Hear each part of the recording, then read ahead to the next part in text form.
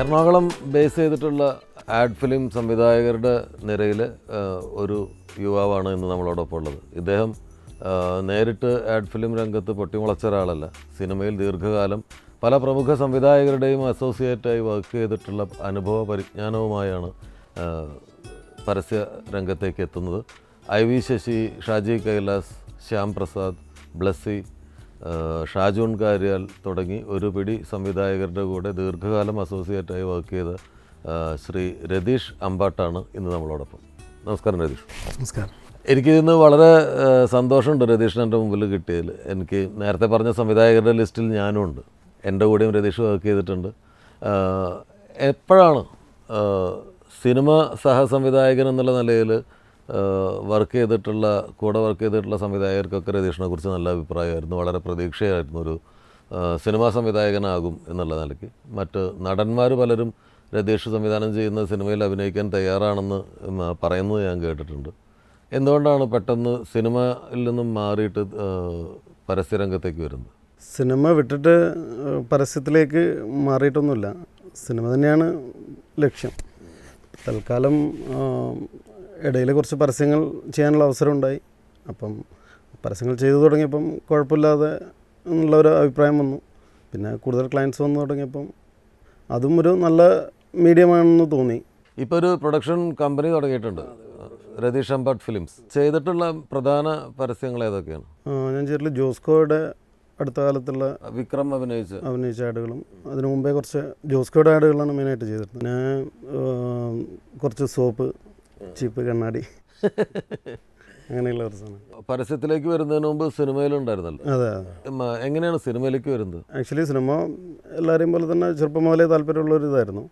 പക്ഷേ സിനിമയിൽ ഇൻസ്റ്റിറ്റ്യൂട്ടിൽ പോയി പഠിക്കാനൊന്നും വീട്ടിൽ താല്പര്യമില്ലായിരുന്നു, സമ്മതിച്ചിരുന്നില്ല. എവിടെയാണ് വീട്? കണ്ണൂർ. അപ്പോൾ അമ്മ ഒരു ടീച്ചറായതുകൊണ്ട് ഒരിക്കലും സിനിമ എന്ന് പറയുന്നതിലേക്ക് ഇൻസ്റ്റിറ്റ്യൂട്ടിലൊന്നും പഠിക്കാനുള്ള സാഹചര്യം ഉണ്ടായിരുന്നില്ല, സമ്മതിച്ചിരുന്നില്ല. അത് കഴിഞ്ഞിട്ട് പിന്നെ ഞാൻ ബാംഗ്ലൂരായിരുന്നു. ബാംഗ്ലൂർ പഠിക്കുന്ന സമയത്ത് ആദ്യമായിട്ട് വർക്ക് ചെയ്യുന്നത് കന്നഡയിൽ ഒരു സിനിമയിലാണ്. ഹംഷി എന്ന് പറഞ്ഞ ഒരു ഡയറക്ടറുടെ ദട സേരിത ധോണി എന്ന് പറയുന്ന ഒരു കന്നഡ സിനിമയിലാണ്. എന്താ സിനിമയുടെ അർത്ഥം? ആ പേരിൻ്റെ അർത്ഥം എന്താ? തീരം തേടുന്ന തോണി. അപ്പോൾ അത് പറഞ്ഞപ്പോൾ എനിക്ക് എൻ്റെ കൂടെ രതീഷ് ആദ്യം വർക്ക് ചെയ്യുന്നത് ചന്ദ്രനുദിക്കുന്ന ദിക്കിലാണ്. അതിൽ ബമ്പട്ടു ഹുടുഗി എന്ന് ഉള്ള പ്രസിദ്ധമായ ഗാനത്തിൻ്റെ ആ വരി രതീഷ് തന്നതാണ് കന്നഡയിൽ നിന്ന്.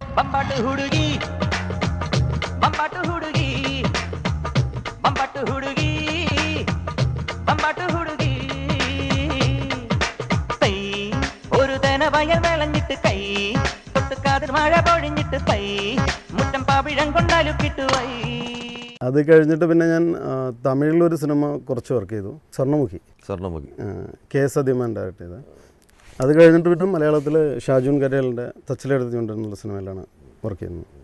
പിന്നെ ഷാജി കൈലാസ്, ലാലേട്ടൻ, പിന്നെ ശ്യാമപ്രസാദ്, ബ്ലസ്സി, രഞ്ജിത്തേട്ടൻ, അങ്ങനെയുള്ള കുറച്ച് ഡയറക്ടേഴ്സിൻ്റെ കൂടെ വർക്ക് ചെയ്തു. പിന്നെ ഒരു ഘട്ടത്തിൽ ഈ അസോസിയേറ്റ് ഡയറക്ടർ എന്നുള്ള ഒരു പണി മടുക്കുന്ന ഒരവസ്ഥയുണ്ട്. അപ്പം ആ ഒരവസ്ഥയിലാണ് ഞാൻ അത് നിർത്തി കൂടുതൽ സ്വന്തമായിട്ട് ഉള്ളൊരു സിനിമയുടെ പ്രൊജക്റ്റുകൾ നീങ്ങിക്കൊണ്ടിരുന്നു. പല കാരണങ്ങളാലും നടന്നില്ല.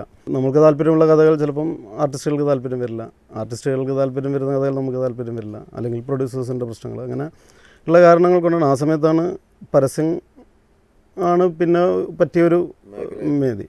അപ്പോൾ അങ്ങനെയാണ് പരസ്യങ്ങൾ എന്നുള്ള രീതിയിലേക്ക് വന്നത്. പരസ്യത്തിൽ ആരുടെയെങ്കിലും കൂടെ വർക്ക് ചെയ്തിരുന്നു? ഇല്ല, ഞാൻ വർക്ക് ചെയ്തിട്ടില്ല. പരസ്യങ്ങൾ കാണാറുണ്ടായിരുന്നു, ടി വിയിൽ പല പരസ്യങ്ങളും കാണും. വലിയ പരസ്യ സംവിധായകനുമായിട്ടുള്ളൊരു ബന്ധമുണ്ട്. പക്ഷേ അതെ. ബാംഗ്ലൂരിൽ ഉണ്ടായിരുന്ന കാലത്ത് റൂംമേറ്റ് ആയിരുന്നു പ്രകാശ് വർമ്മ. അതെ. പ്രകാശ് വർമ്മയുടെ പരസ്യങ്ങൾ എല്ലാം ആദ്യം മുതലേ കാണാറുണ്ടായിരുന്നു. അപ്പോൾ പുള്ളിയുടെ ഒരു ഫാനാണ്. അപ്പോൾ പുള്ളി ചെയ്യുന്ന പരസ്യങ്ങളൊക്കെ കാണാറുണ്ടായിരുന്നു. പക്ഷേ ഞാൻ പുള്ളിയുടെ കൂടെ വർക്ക് ചെയ്തിട്ടില്ല. അപ്പോൾ ഏതായാലും കൂട്ടുകാരനും അതേ സ്ഥലത്ത് തന്നെ എത്തി.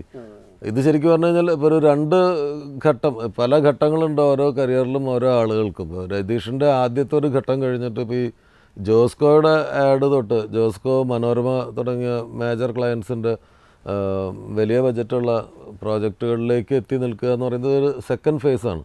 അപ്പോൾ ഒരു ആദ്യഘട്ടം എങ്ങനെയായിരുന്നു? ഈ പറഞ്ഞ സോപ്പ്, ചീപ്പ്, കണ്ണാടി. അതെ. ആദ്യഘട്ടം എന്ന് പറയുന്നത് 50,000 രൂപയ്ക്കാണ് ആദ്യത്തെ പരസ്യം ചെയ്യുന്നത്. അപ്പോൾ അന്ന് എന്താണ് പരസ്യം എന്ന് അറിയില്ല, അതിൻ്റെ ഒരു സീരിയസ്നെസ്സും ഇല്ല. പിന്നെ ഷൂട്ട് ചെയ്തപ്പോൾ കുഴപ്പമില്ല എന്ന് ക്ലയൻറ്റ് പറഞ്ഞപ്പോഴാണ് ഇങ്ങനെയൊക്കെ ചെയ്യാം എന്നുള്ളത് തോന്നിയത്. അത് എന്തിൻ്റെ പരസ്യമായിരുന്നു? അതൊരു ചെരുപ്പിൻ്റെ പരസ്യമായിരുന്നു. അത് ശരി. പിന്നെ ഇടയ്ക്ക് ഇങ്ങനെ വല്ലപ്പോഴും വല്ല പരസ്യങ്ങളും. പിന്നെ ഞാനങ്ങനെ ഒരു മാർക്കറ്റിംഗ് ചെയ്യാറില്ല. ഞാൻ ഒരു ക്ലയൻറ്റിൻ്റെ അടുക്കാൻ പോയിട്ട് എനിക്ക് വർക്ക് വേണമെന്ന് പറഞ്ഞിട്ട് അപ്രോച്ച് ചെയ്യാറില്ല. എൻ്റെ പരിചയത്തിലും പിന്നെ ഞാൻ ചെയ്ത വർക്കുകൾ കണ്ടിട്ടും വിളിക്കുന്ന പരസ്യങ്ങളാണ് കൂടുതൽ വരുന്നത്. എൻ്റെ ഒരു കൂട്ടുകാരനാണ് ശരിക്കും എനിക്കൊരു മേജറായിട്ടുള്ളൊരു പരസ്യം ആദ്യമായിട്ട് തരുന്നത്. അവൻ ആക്ച്വലി പ്രകാശ് വർമ്മയോട് ചെയ്യാൻ വേണ്ടിയിട്ട് ചെയ്യിപ്പിക്കാൻ വേണ്ടി പോയപ്പോൾ ബഡ്ജറ്റ് ഇല്ലാത്തത് കാരണം വർമ്മ ചെയ്യില്ല എന്ന് വന്നപ്പോഴാണ് 3 ലക്ഷം രൂപയ്ക്ക് എന്നോട് പരസ്യം ചെയ്യാൻ വേണ്ടി പറഞ്ഞത്. പിന്നെ ഞാനതൊരു വാശിയായിട്ട് എടുത്തിട്ട് 3 ലക്ഷം രൂപയ്ക്ക് കുറച്ച് ഫോറിനേഴ്സിനൊക്കെ വെച്ച് അതിൻ്റെ ഒരു കുറച്ച് നല്ല രീതിയിൽ ചെയ്യാൻ ശ്രമിക്കുകയും പുള്ളിക്ക് അത് ഇഷ്ടപ്പെടുകയും ചെയ്തു. അത് കണ്ടിട്ട് പിന്നെ ആ പരസ്യം കണ്ടിട്ടാണ് പിന്നെ ആൾക്കാർ ഓരോരാളായിട്ട് വിളിച്ചിട്ട് ഇങ്ങനെ പരസ്യം തരാൻ തുടങ്ങിയത്.